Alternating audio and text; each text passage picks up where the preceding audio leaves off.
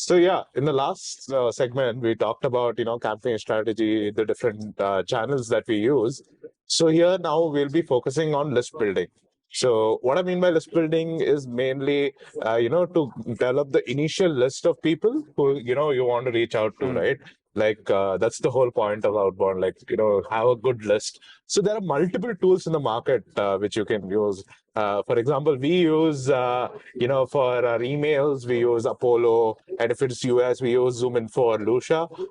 Also, LinkedIn Sales Navigator is a very nice tool that we use effectively.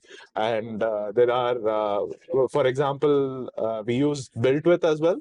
So BuiltWith comes with a very specific example, like say, for example, your company is listed on Shopify, right? Or you're building a product for Shopify clients. So BuiltWith gives you the technology filter that you need for Shopify clients. So you'll get all the companies who use Shopify as in one single list, which you could export.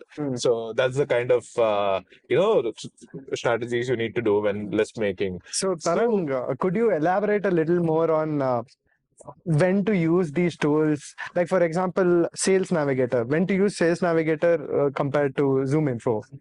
Yeah, so it depends on the channels, right? Like for example, if your company's ICP is sitting on LinkedIn, Sales Navigator is a better approach, I would say. Like, or if you say like most of your clients are sitting in US or their emails is some of the things that you want to choose.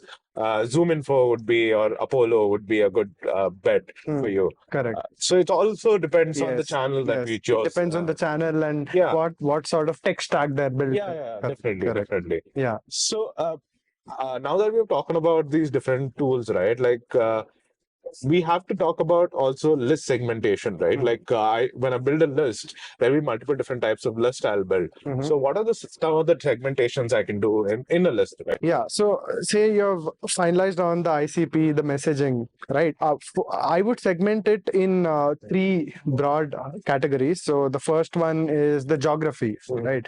So I would segment it, say US, Europe, India, EMEA, etc. Because the messaging changes for all these regions, right? Yeah. So they speak different English. Yes, they speak different English. The second one is industry, right?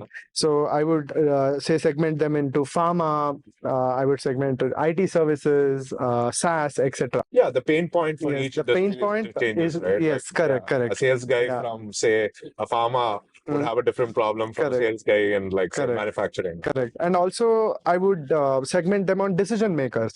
There are various levels of decision makers, right? So CEO also makes a decision, head of finance also makes a decision. Yeah. So that's another segmentation you can play around, because sometimes directly reaching out to the decision maker might not work, but going through a gatekeeper can work. Yeah, right. Definitely. So these are some of the ways that you can segment the list. So yeah, that's about it for this segment.